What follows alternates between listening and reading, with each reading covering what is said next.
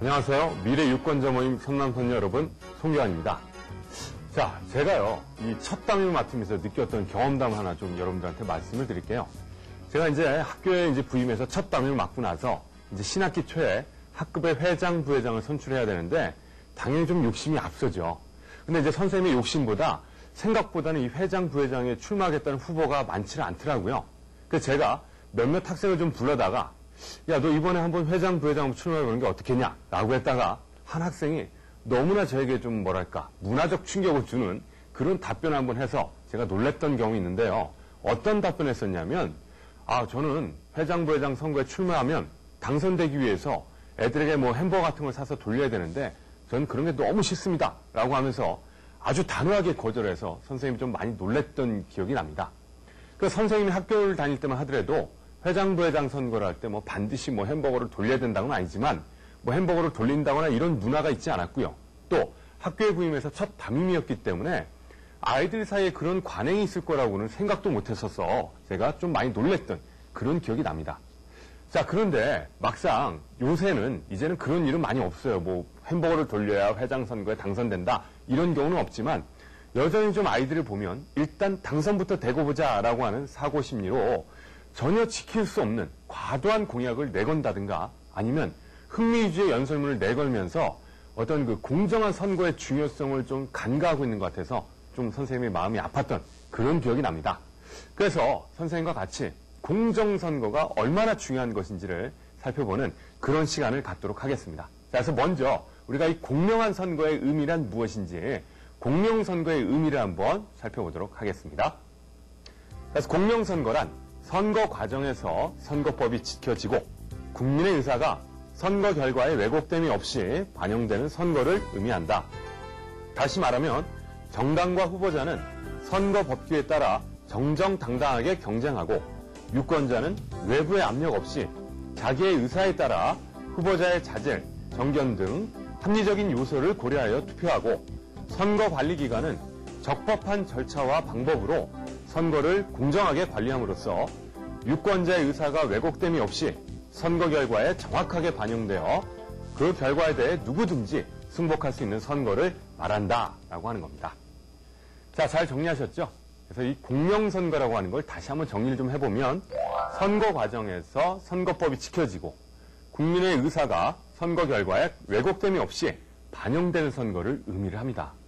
자, 그래서 이와 같은 공명선거는 선거의 가장 핵심이 되면서요. 또 이와 같은 공명선거가 이루어지기 위해서는 반드시 지켜져야 될 그런 원칙들이 있어요. 그래서 먼저 우리가 이 공명선거가 지켜지지 않았을 경우 나타나는 그 부작용과 또 실제 사례에는 어떤 것들이 있는지 한번 사례와 부작용을 살펴보면서 이래서 진짜 공명선거가 중요한 거구나라고 하는 걸 깨달아 볼 수 있도록 하겠습니다. 자, 먼저 사례를 한번 보시죠.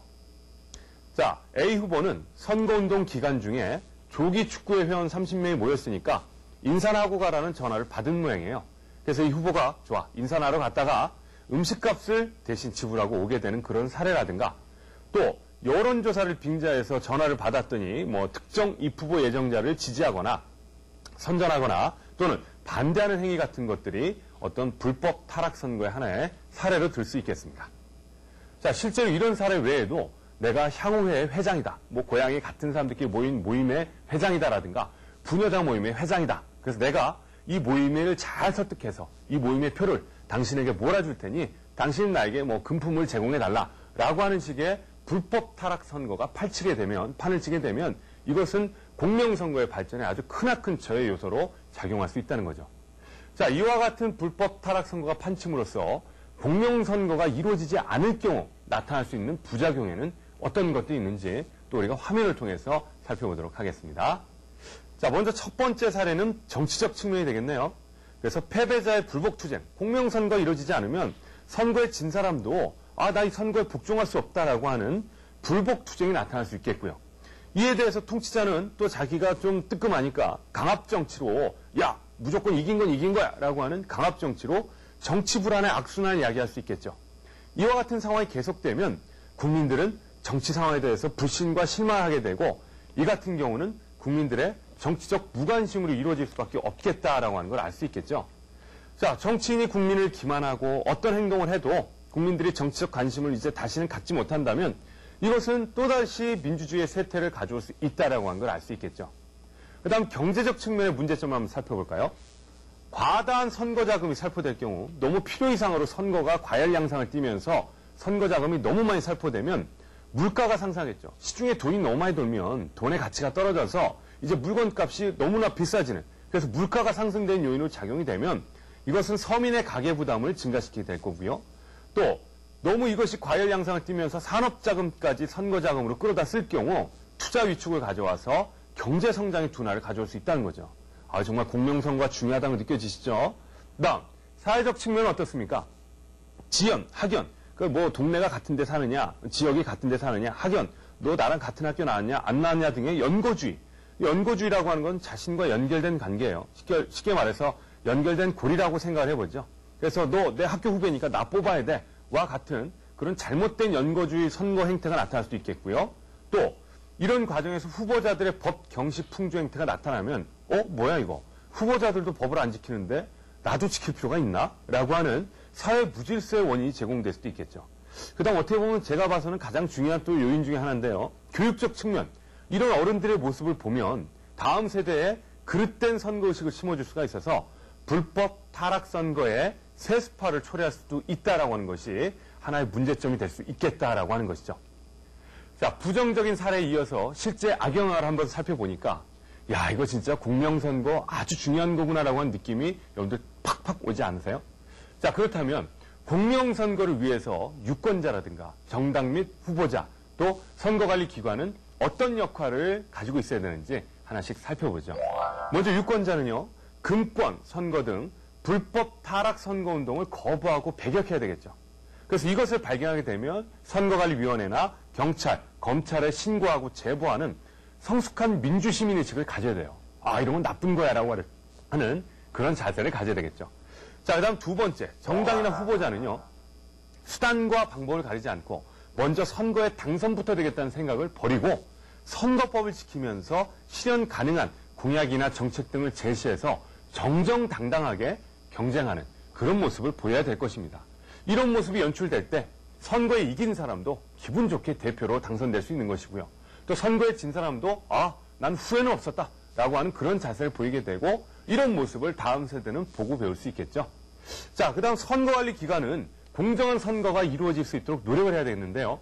이런 제도에는 어떤 것들이 있는지 역시 마찬가지로 화면을 통해서 살펴보겠습니다. 자, 먼저 첫 번째 제도는 선거공영제입니다. 그래서 선거운동 및 선거 자금과 관련해서 과열, 혼탁 선거를 막기 위해서 필요한 선거 비용을 국가에서 일부 또는 전부를 지원하는 제도입니다. 예를 들어서 그런 후보가 있을 수가 있어요. 정말 이 사람은 정말 유능한 후보인데 자금이 좀 부족한 후보죠. 그래서 이 사람이 상대적으로 선거운동을 다른 후보에 비해서 덜 한다고 느껴지면 이것이 불이익을 가져올 수도 있기 때문에 자금력이 없는 유능한 후보자들에게까지도 기회균 등을 보장하고 당선의 보장을 위해서 도입한 제도가 선거공영제다라고 여러분들 이해를 하시면 되겠고요. 다음 선거구 법정주의.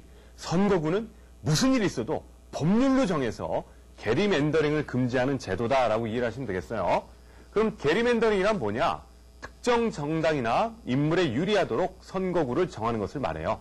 그래서 실제로 1812년 미국 매사추세츠주의 주지사인 이 게리라고 하는 사람이 자신이 속한 정당에 유리하도록 선거구를 정했는데 그 모양이 도롱뇽인 셀러맨더의 모습을 닮았다고 해서 게리와 셀러맨더의 이름을 합친 게리맨더링이라고 하는 단어가 나오게 돼요. 이 단어는 결코 바람직한 단어가 아니죠. 그래서 어떤 경우에도 선거구는 법으로만 정할 수 있다라고 하는 것이고요. 그 다음 헌법에 보장된 독립된 기관인 선거관리위원회를 운영함으로써 선거관리, 국민투표관리, 정당 사무관리 등을 담당하는 독립적인 국가기관을 운영한다라고 하는 것도 알아두시기 바랍니다. 자, 잘 보셨습니까? 자, 이처럼 공명선거는 어느 한 사람이나 단체의 노력만으로는 절대 이루어질 수 없다라고 하는 걸 알아두시고 정당, 유권자, 후보자, 선거관리기관 등이 모두 노력해서 공명선거가 이루어질 수 있도록 노력해야 되겠다는 것을 꼭 좀 명심하시기 바랍니다.